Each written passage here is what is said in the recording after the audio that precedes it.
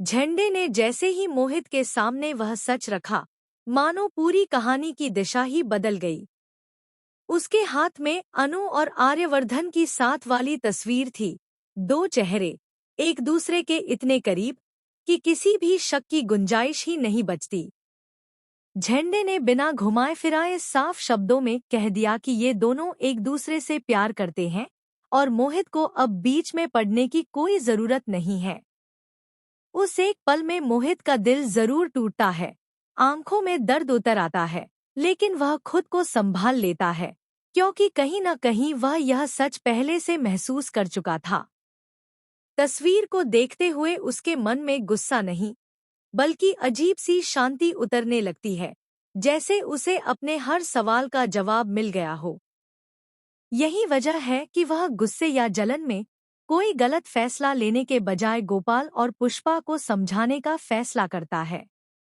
वह उन्हें बताता है कि अगर अनु का दिल सच में आर्यवर्धन के साथ जुड़ चुका है, अगर वह उसी से प्यार करती है, तो आर्यवर्धन से बेहतर लड़का उसकी जिंदगी में कोई हो ही नहीं सकता। मोहित की बातों में सच्चाई थी, अनुभव था और एक टूटे हुए इंसान की ईमानदारी भी। यही कारण है कि गोपाल और पुष्पा, जो अब तक इस रिश्ते के खिलाफ खड़े थे, पहली बार चुप हो जाते हैं। उनकी आंखों में सवाल हैं, लेकिन दिल में धीरे धीरे समझदारी जगह बनाने लगती है और आखिरकार वे अनु और आर्यवर्धन की शादी के लिए हामी भरने को मजबूर हो जाते हैं। लेकिन कहानी यहीं थमती नहीं है, बल्कि यहीं से असली बवाल शुरू होता है।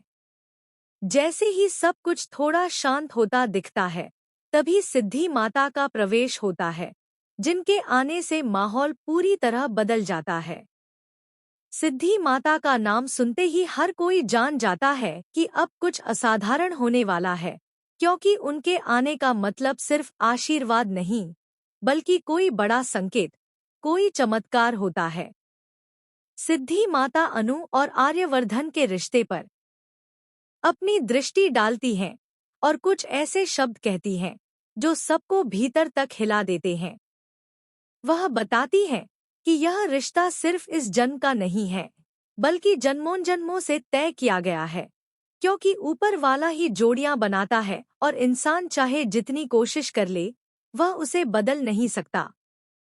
यहीं पर एक और बड़ा खुलासा होता है कि अनु कोई साधारण लड़की नहीं है, बल्कि वह राजन मंजरी का पुनर्जन्म है और उसका भविष्य पहले। सिद्धि माता के उन शब्दों के बाद जैसे पूरे घर की हवा ही बदल गई थी। हर कोई अपनी अपनी सोच में डूबा हुआ था, मानो किसी ने बीते जन्मों के दरवाजे खोल दिए हों।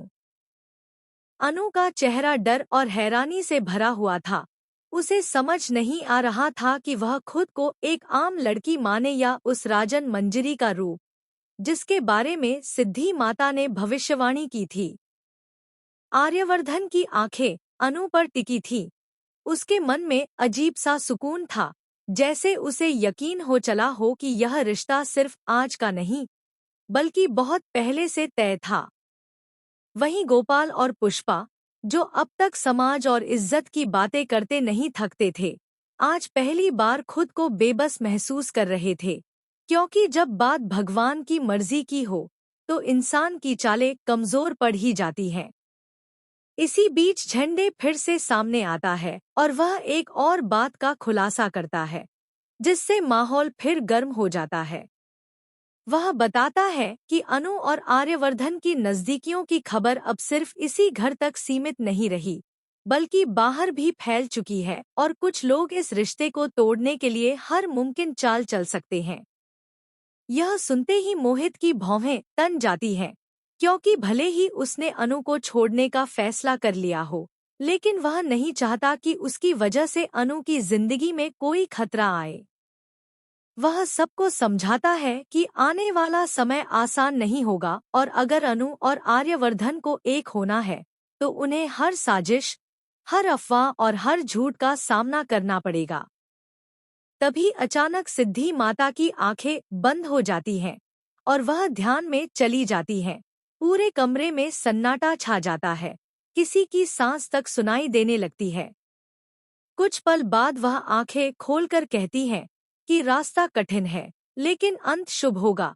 हालांकि उससे पहले एक बड़ा सच सामने आएगा, जो इस रिश्ते को जड़ से हिला देगा।